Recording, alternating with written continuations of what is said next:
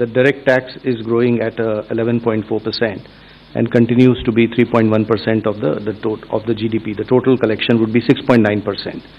The indirect tax excise is growing very healthily because of the base correction, the base which has got added. Customs too is showing a decent buoyancy. So on the tax revenue, I think we are looking up. And even GST, as you would have seen the collection figures today, after rate rationalization, the buoyancy which we had expected, and in this hall we had discussed about it, you can see that coming back on that tax. Hi ma'am, Meghna Mittal from Money Control. The fiscal deficit target that you have set for next year from 4.4 to 4.3 is being seen as very, very gradual. Is there a specific reason, or is it because of the global uncertainties as one of the major factors for being such a gradual fiscal consolidation path?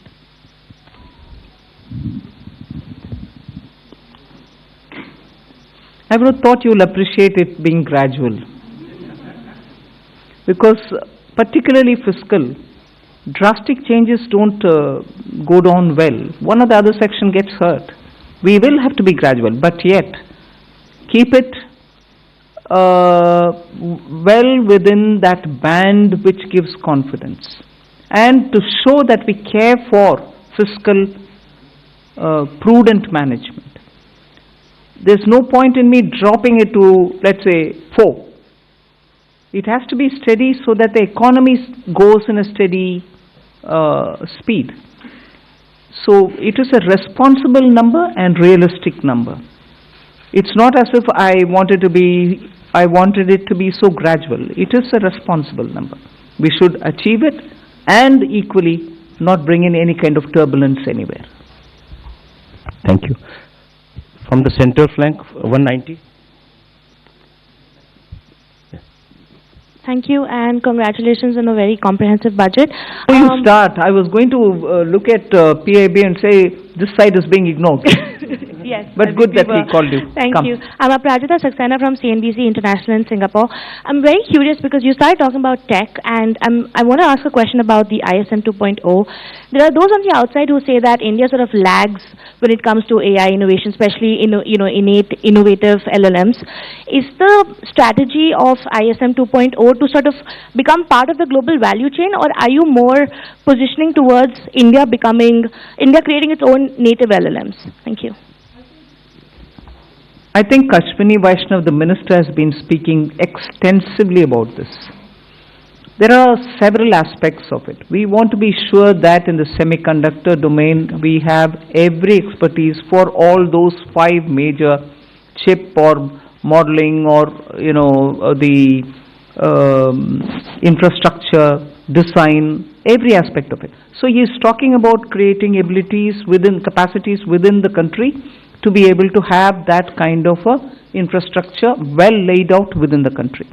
And similarly, if you're looking at the way in which our startups are working, using AI, and very clearly we have also shown a path that it is not just the large language models, but also smaller ones, medium-sized ones, which can serve the requirement of your economy. So AI in India, particularly when you have a huge demographic dividend, will have to give us results to ensure that our people have work, and also the opportunities are going to be enticing enough for the youth. It cannot replace human efforts.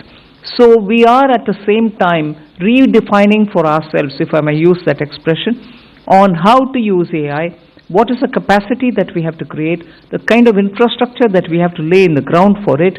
Equally, the products which come out of it will have to benefit our people, because our youth are revving to do more and new. For them to do something new and for them to do something more, we have to create benefits out of AI rather than push along with AI unthinkingly that it doesn't serve our people. So I think these many different factors play in making a decision on semiconductor. And that is why ISM 2.0 looks into these aspects as well. And I'll ask the CEA to speak a bit on it, because he spent a lot of time so that he could write effectively capturing what's happening down. Ananta, you want to say anything on it? Actually, we have to see the semiconductor mission and the announcements related to the rare earth corridor, which ma'am talked about a few minutes ago, all of them as part of the framework that we presented a couple of days ago here on the strategic resilience part. So, in fact, many elements of this ma'am's budget speech focus both on equipping us to handle the AI-related technology as well as skilling the population in areas where they can be immune to some of the AI-related impacts as well. So it covers both dimensions, and therefore the semiconductor mission, the rare earth corridor, and also some of the Part B announcements ma'am made about the various electronics and manufacturing sectors were all part of the initiatives to make sure that we make ourselves strategically resilient in a very fraught global environment. 138 at the back side. Yeah. I'm Rishabh with NDTV Profit. Just wanted to ask on the buyback tax, the rationale behind it, because was it essential to do it now? Because in 2025 there were a lot of companies that came out with significant share buybacks. Also because, and also do you foresee some sort of a reduction in buybacks? And secondly, on pollution related schemes, the outlay has been very stagnant, but pollution as a problem remains. Is this not a policy priority for the government now? On the buyback, I'll have Revenue Secretary brief us. So first of all, on the buyback, I'd like to clarify. I hope that the point was clear enough in the speech also, that it is in fact a relief. It's not a tax, additional tax. It is a relief. Buyback tax system was changed to make it as a dividend income, which is income at the applicable income tax rate at the hand of the shareholder. It has been corrected now, and we have put the tax to be in the hands of shareholder as a capital gains tax, which long term, for example, will be only 12.5%. So there is a correction and a relief which has been given to the shareholders. All that has been done is, the whole objective of doing that change at that time was misuse of a tax arbitrage by promoters. So the change made for promoter is that additional buyback tax on them, which again keeps things status quo for them. So even today, the marginal rate at which they would have been paying the tax as a dividend, which is at their respective income tax rates, we have kept it at 30 and 22. If it is a corporate, 22. If it is an individual, 30. So as far as promoters is concerned, it is status quo. As far as the other shareholders is concerned, it is actually a very big relief. So that is probably what may make the point a little clearer, the announcement itself clearer. 76 at the front side. Pollution.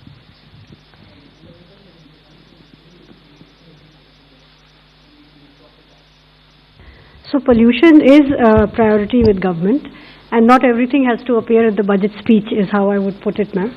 So we are working with many state governments on projects related to air pollution, even water pollution. There is a significant budgetary outlay on sewage control as well as drainage. And as it was noted, you would have seen the Finance Commission recommendations also. A large portion of the Finance Commission grants to the local bodies, urban and rural, is tied to water and sanitation, particularly I would say sanitation. So pollution of all kinds remains a top priority, and there are different ways in which we are trying to tackle it. Hello, ma'am. Ma'am, I am Monica from Business Standard. Ma'am, I have two questions. Ma'am, I am here.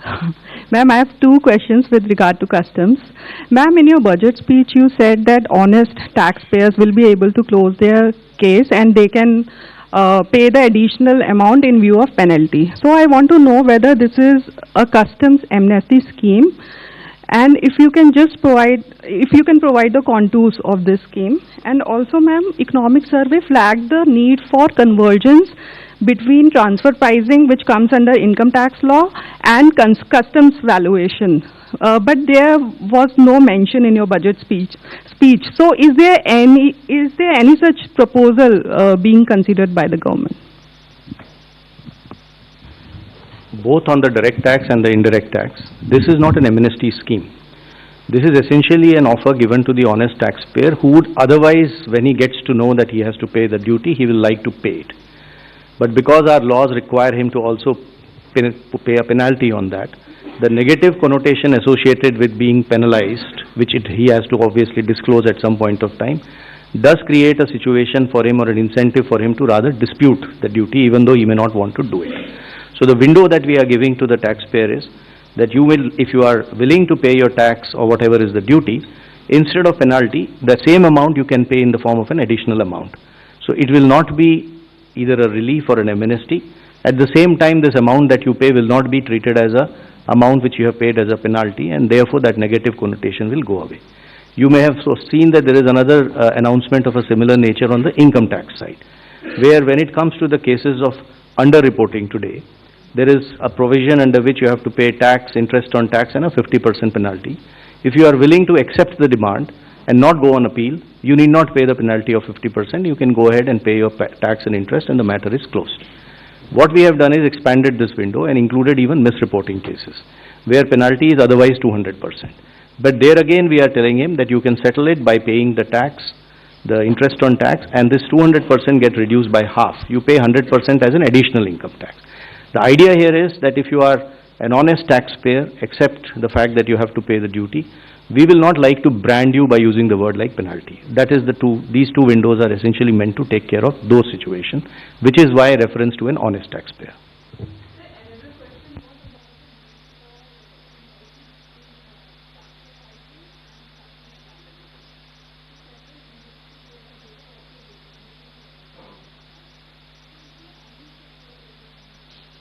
Yeah, we are examining that separately. 194. Left side, yes, back. Ma'am, this is Amitod Singh from CNBC International. Congratulations to you and your entire team. I have two questions. The first is around foreign investors. There were a number of expectations that, taxation structures would be changed, particularly when you think about things like withholding tax. So what we want to understand is whether that was even discussed within the government. And my second question is 15% defense spend increase. How much of that has to do with global uncertainty? Revenue Secretary can answer on the first question. See, global uncertainty is something which definitely occupies all the officials' mind when we are preparing for the budget. But I won't attribute it to be the cause for any one step. Across the board, we kept that in mind. So, it's not the cause for any one thing that we've done or one thing which we did not do. That's kept in our mind. Our macroeconomic fundamentals are strong. You heard the CEA speak that despite you having a macro sound economic foundation, you're still sort of facing a world which is uncertain. And therefore, when currency, Indian rupee versus the dollar becomes an issue, you have done everything within the country to make sure your fundamentals are fine. But the uncertainty globally is affecting on many grounds, and we are seized of it for everything that we do, not for one particular thing, but ours. Yeah, I think today we need to look at what has been announced in the budget, so we would rather focus on that, because there would obviously be many of the issues which would be discussed and deliberated, but what has come out for you before in the budget is what is there, and we should probably focus on that. And if you saw that there are many announcements, especially which are addressing the needs for attracting investment in India, bringing more certainty, both for the residents who interact with their related parties as well as for the non-residents who otherwise do business here. There's a whole host of those announcements. You'd appreciate that what, for example, has been done in IT services is a change which is completely, and it's a fully comprehensive change, which practically will take care of just about 30 companies need to now sign APAs. The rest, all 11,000 odd will be covered under one or the other system of certainty of taxation, either through safe harbor rules or through the APA agreements. So this has been a major change. In specific sectors where we felt that the residents needed certainty, we have provided that, whether it is in the data center, whether it is in manufacturing, electronics, even for the expats, if they are going to stay here, the experts for a longer time. On the data center, I just thought I'll take this opportunity to clarify, because there was some speculation about what has been done. The thought process in this is that a global entity which is providing kind of cloud-based data services uses data centers all over the world to provide services to the customers. So it is very difficult to connect one-on-one as to which data center has resulted in what type of revenue. So the international entity of this nature would like to set up data services centers in India, which is a net economic plus for us, because it adds to that scale and level of economic activities. It has strategic purpose too. So the arrangement we have done is, just because that entity will set up data service centers and will use this as one of the many to provide services globally, should not become a cause of uncertainty for it that its global income will get taxed here. So that is the certainty which we are giving to it. Quite naturally, the data service center which is located in India will be taxed depending on the way it is positioned, and that entity will be selling its services to customers in India through a reseller entity, which again gets taxed. What we are excluding from taxation is this global entity, which is essentially doing cloud-based services, using data services centers across, and we do not want it to be deterred from enhancing its business footprint in India to provide such global services. I'll just come in to add to that point on foreign investors, to point out one or 2 points on the Part A side also, which are important. One is that this was this ask from AIFs for a very long time, that most AIFs in our country are formed as trusts. Their request had been for a pretty long time to consider if the LLP Act can be modified and amended to align it with the functional requirements of AIFs. So that has been announced today, which is a very big move forward, as it will allow them to, the amendments are going to be of such a nature that by becoming LLPs, first of all, the liability will get limited. And then there are going to be amendments which will also allow for document filing rationalized for entry and exit of partners, and similar such things to make it easy for the AIF partners. So that's one of the announcements today. The other was the announcement on the PROIs and the relaxations given therein of how much they can invest in a company individually and together. So those limits have been significantly enhanced, and all of it has been rationalized in line with OCIs and NRIs. Other than that, the FEM NDI rules, we intend to review it for 2 things. One is, again, we are continuously in touch with investors. There are asks over there. So instead of doing it one by one, this shows the intent of the government to actually reach out and address the world which is interested in investing in India and make it easy for them to do so. 214. Ma'am, मैं आलोक प्रियदर्शी हूँ CNBC आवाज़ से। Ma'am, मेरा सवाल यही है कि जो सवाल STT से रिलेटेड है, सिक्योरिटी ट्रांजैक्शन टैक्स से, मैम यहाँ पे मैम जो पॉलिसी है फ्यूचर एंड ऑप्शन को लेकर सरकार की क्या पॉलिसी है, थोड़ा सा स्पष्ट करें। और दूसरा कि जो STT बढ़ाया गया है, बहुत ही जैसे रेवेन्यू सर ने कहा कि बहुत मामूली बढ़ोतरी की गई है, तो क्या इससे जो सरकार की पॉलिसी एक रिटेल इन्वेस्टर्स को ऐसे जो बहुत हाई रिस्क की इंस्ट्रूमेंट है उनमें निवेश से एक तरह से कॉशन करने की पॉलिसी है, तो क्या इससे ये मकसद हासिल होता है क्या? I'll ask the Revenue Secretary to go into the details, but आपका विषय जो मकसद के ऊपर बात कर रहे हैं ना, मैं पिछले बजट के समय में भी इसका एक्सप्लेन भी की। We are touching only the futures and options. STT otherwise बाकी सबका ट्रांजैक्शन के ऊपर कोई नहीं किया, मगर जहां स्पेकुलेशन, हिंदी में सट्टा बोलते हैं, स्पेकुलेशन ज्यादा और समटाइम्स हाईली रिस्की, क्योंकि हमें मैसेज आता है लोगों से कि इधर बहुत लॉस भी फेस कर रहे हैं लोग जिनके हाथ में इतना एक्स्ट्रा पैसा भी नहीं है जिससे वो स्पेकुलेट कर सकते हैं। So this nominal increase is purely aimed at high speculation, only to deter them. मकसद बोल रहे हैं, हाँ, उनको थोड़ा डिस्करेज करने के लिए। हम इसके खिलाफ नहीं है, जरूर एक्टिविटी जो होता है उसका रेस्पेक्ट करते हैं, मगर इतने लॉस और इतने छोटे छोटे लोग का लॉस को सरकार देखकर कैसे आप चुप रह सकते हो? डिटर करो थोड़ा, उसको पीछे हटने के लिए, बस उतना ही। So the tax is only one element of kind of supplementing or supporting that policy, which is what I explained before. In as far as the rest of what and how this market has to be regulated is probably for the market regulator to respond better on that aspect of it. 67 from the center. I'm Pallavi from CNN News 18. Little political question because the reactions are coming in from the opposition parties. Rahul Gandhi specifically says that the budget has failed to go in for a course correction and that it's not addressed the real concerns of the country. With due respects, I don't know what course correction he is referring to. Economy and its fundamentals are strong.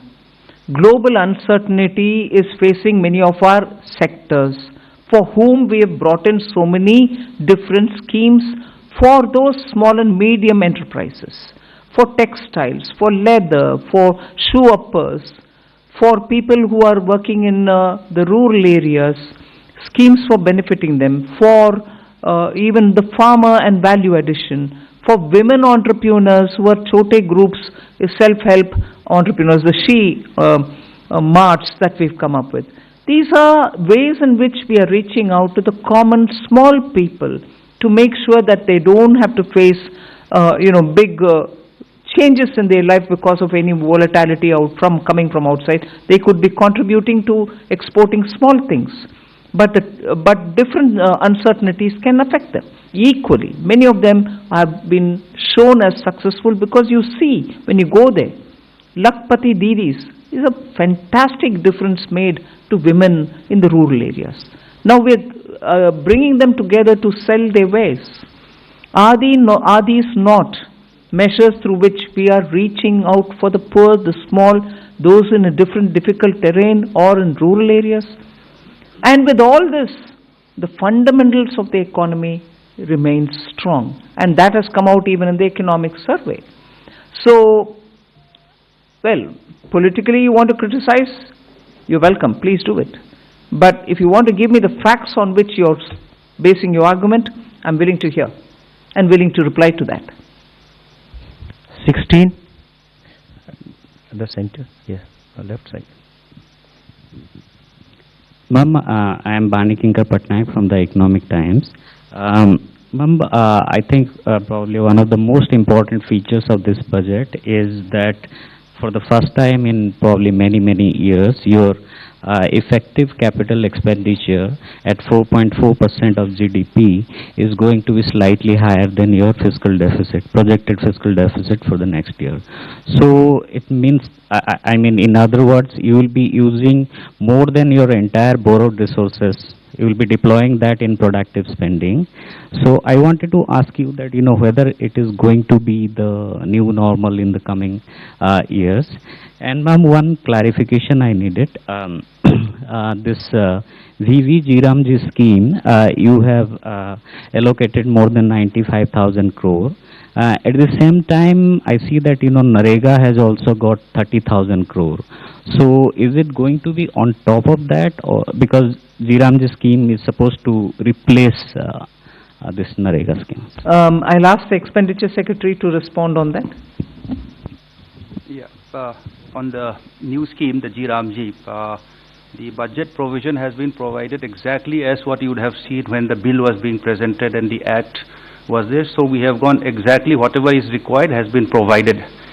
Now on the old scheme also having some money, in fact it's a legacy of the inefficient way in which the scheme was, the MG Narega was being implemented by the state. So there is some carryover of liabilities, 30,000 crores. So that we have taken the responsibility of verifying and fulfilling it. So that's why we have kept that, but otherwise fresh implementation will be on the new provisions.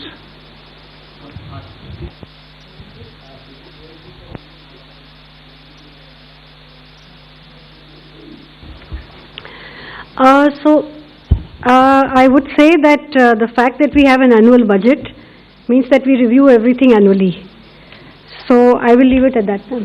We have done our fiscal math, and I think we come with a certain credibility on the fisc that we are confident of meeting, and while adhering to our commitment to higher capex. And fiscal deficit financing, as we have always done, is through a mix of market borrowings as well as NSSF. So that will continue. So there's not many major changes like that. Thank you. 37 at the back, yeah. Hi ma'am, this is Shrimi Chaudhary from NDTV Profit.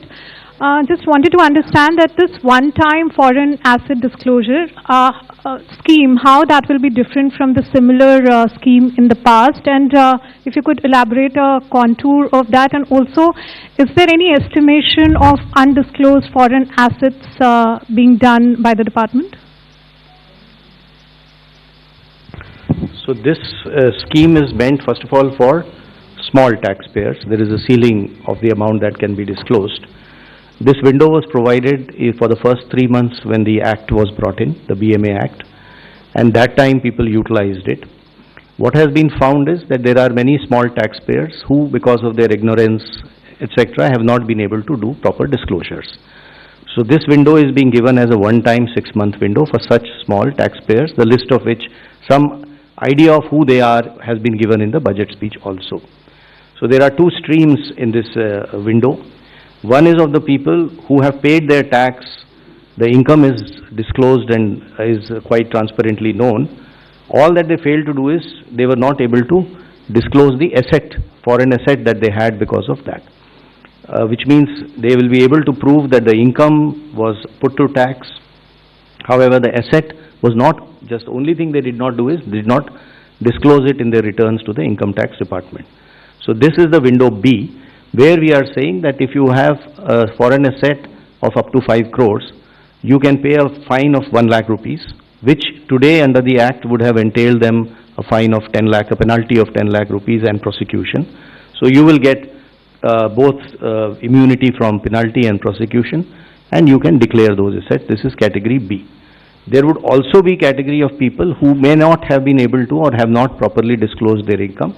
This is the category A, for which the limit is 1 crore rupees. So 1 crore rupees of foreign asset or income, if they have not disclosed, then they can disclose it during this window.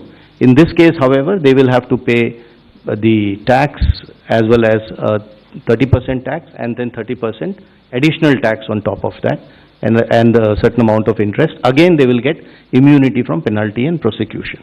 The idea is to essentially help those NRIs, returning NRIs, students, some professionals, people who have gone out, people who may have got ESOPs, any kind of such assets that they may have outside. They'll be able to disclose it and be able to protect themselves against penalty and prosecution and come clean. And it has been structured in a manner that it addresses only small assets, and secondly, it is something which will be helping them to also, get away from all the procedural problems of penalty and prosecution. 25. Hello ma'am, Ruchika Chitravanshi from Business Standard.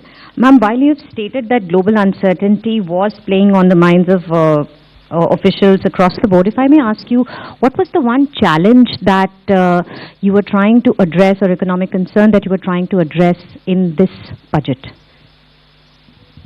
We said global uncertainties play in the minds of all the officials.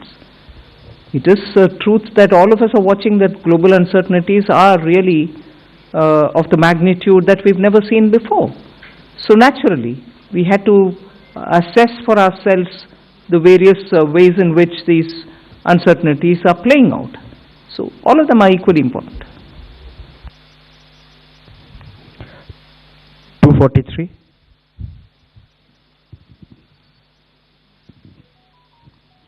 Good afternoon, ma'am. Kriti Ambe from Informist Media.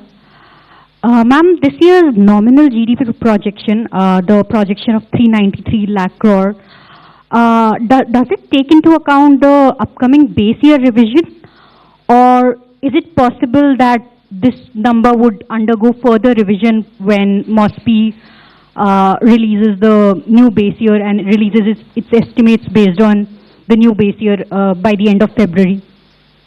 Let the CEA and the Secretary EA answer that. The 393 lakh crores or 10% nominal GDP growth was arrived at based on the existing GDP base year and the methodology. Ma'am, if I could follow up on that, back in 2015 when the base year revision had happened, the previous year's 14 and 13 numbers went up, nominal number went up by what, odd 9 lakh crore. So if FY26 number goes up by that sort of magnitude, or even if not from 357 it goes to 360, your fiscal deficit estimate would come down even further. So do you think there is possibility? You began your question with the if, right? No answers from my side for ifs. Sure, thank you, ma'am. 45. I think center. Hello ma'am, this is Pushpita Dey from the New Indian Express.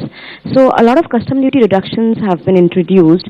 So how do you see the impact on the revenue, and also particularly for the consumer goods like 50% duty reduction, will there be any measures to ensure there is no dumping after the reduction happens?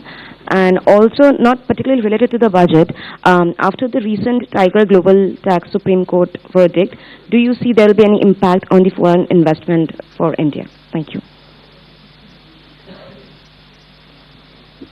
Customs duty, the reductions, etc., which have been given have a logic for that sector, the need for those items to be brought into India, and customs duty not to add cost to it.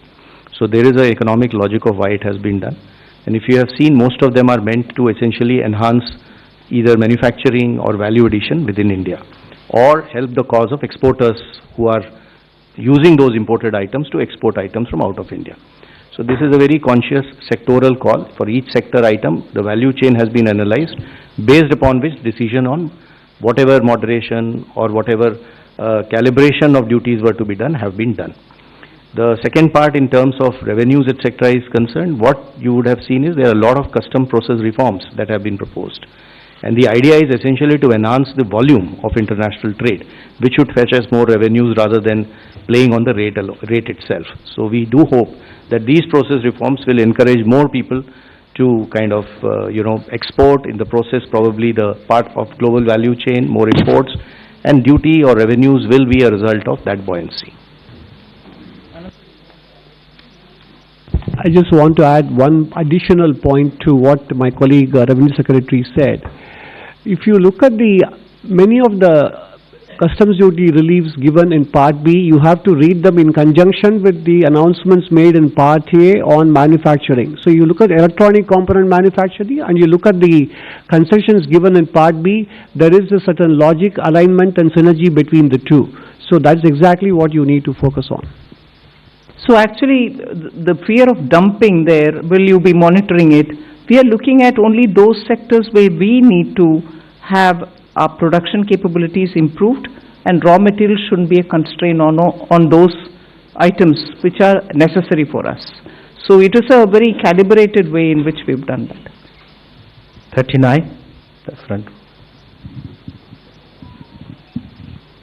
Thank you, sir. Congratulations, ma'am, and everybody. Karishma from Business Today. Ma'am, I just want to also continue the question on the rural employment scheme. A couple of states have shared skepticism and apprehension if they'll be able to fiscally absorb it and if they have the appetite on the cost sharing for the scheme. Ma'am, second, just a follow-up question, if there could be an update given on IDBI disinvestment. I think the Agriculture Minister has spent a lot of time interacting with states to tell them what actually is Vikasit Bharat Gram, the G Ramji program is about. It is not about money. We have continuously given, that's why you heard Expenditure Secretary say, Manrega, balance which has to be carried forward, had to be provisioned for, we had to pay them back. Although inefficiently spent, we have to still give them, though we made the provision. And Vikasit Bharat Ji Ramji, as was at the time of the act getting passed, whatever was predicted was going to be provided, we provided for that.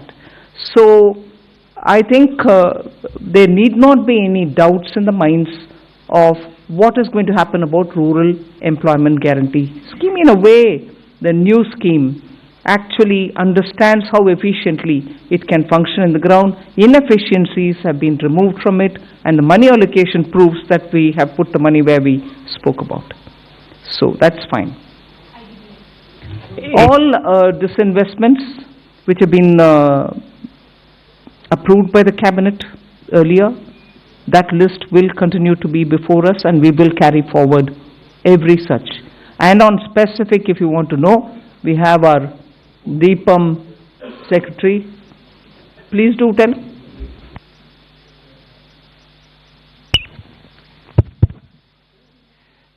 I think one thing we must keep in mind is that we follow a composite